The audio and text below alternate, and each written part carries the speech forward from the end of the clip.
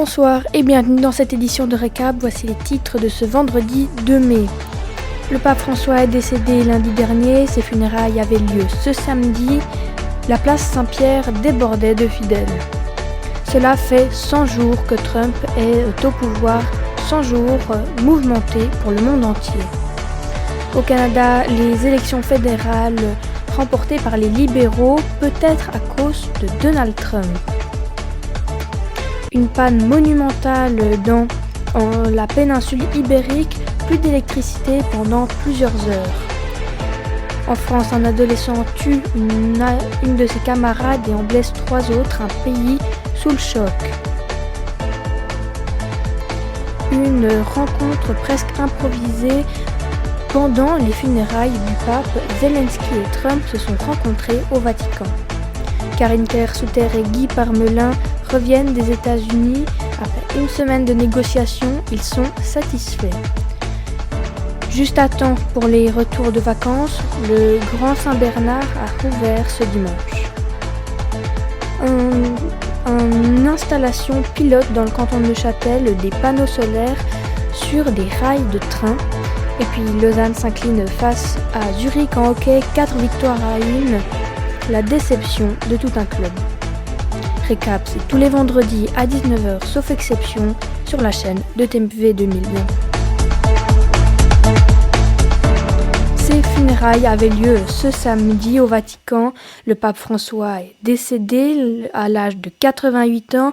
Il souffrait de plusieurs problèmes de santé, déjà depuis quelques mois. Il est décédé le lundi 21, au lendemain même de la messe de Pâques. Alors ces funérailles ont réuni des dizaines de milliers de personnes et même des gens ont dormi à la Belle Étoile pour être sûrs d'avoir une place. À ces funérailles, il y avait aussi beaucoup d'invités de marque comme Donald Trump qui faisait son premier voyage depuis son investiture, mais aussi Karine Keller-Souter qui représentait la Suisse et de nombreuses têtes couronnées. Deux grands absents, Vladimir Poutine et Benjamin Netanyahou, tous deux sous un mandat d'arrêt de la Cour pénale internationale. Mais revenons aussi sur le pontificat du pape François, 12 ans à la tête de l'Église, où il n'aura pas chômé, car avec lui il a amené une Église pour les pauvres, par les pauvres.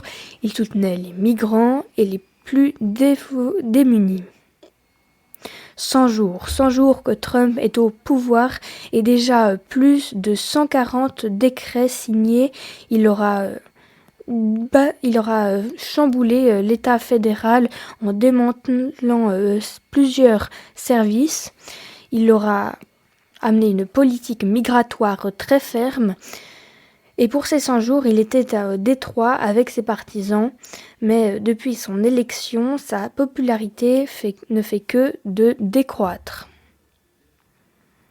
Au Canada, les élections fédérales ont eu lieu et les libéraux ont gagné ces élections. Ils restent donc au pouvoir, mais pendant une grande partie de la campagne, c'était les conservateurs qui étaient beaucoup plus favorables, mais depuis l'élection de Donald Trump, ils n'ont fait que perdre du terrain car ils sont jugés trop proches de ce dernier par une grande partie de la population canadienne.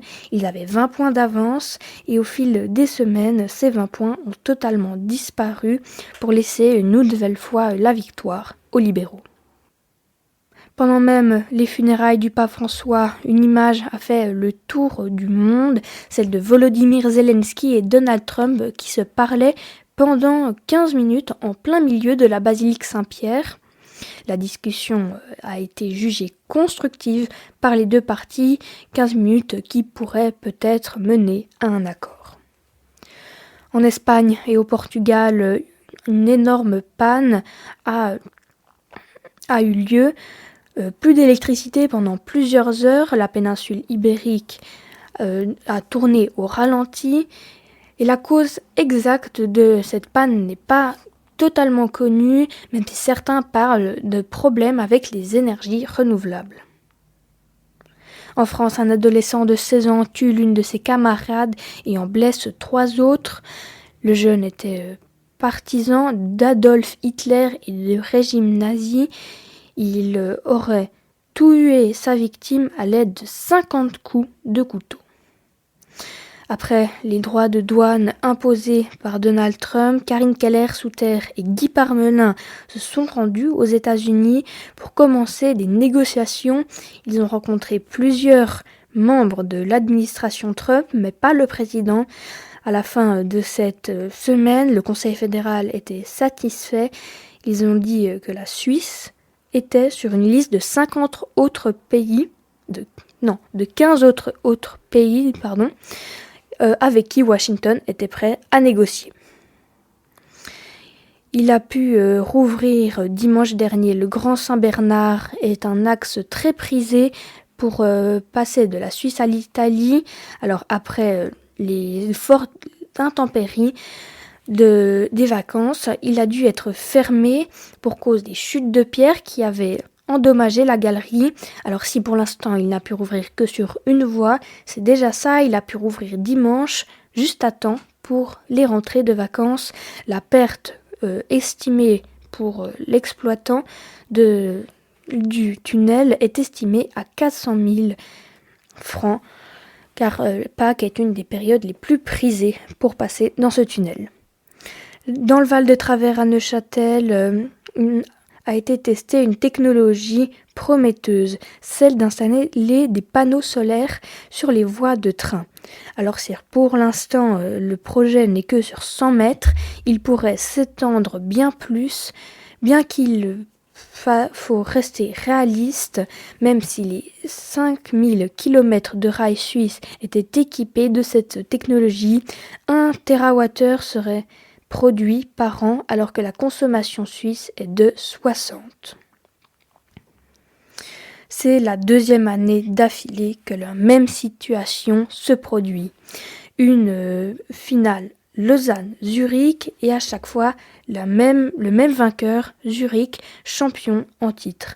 Alors après 2 défaites en finale, Lausanne se demande ce qu'il lui faut pour gagner. Mais en tout cas, les Lausannois y auront cru jusqu'à la fin.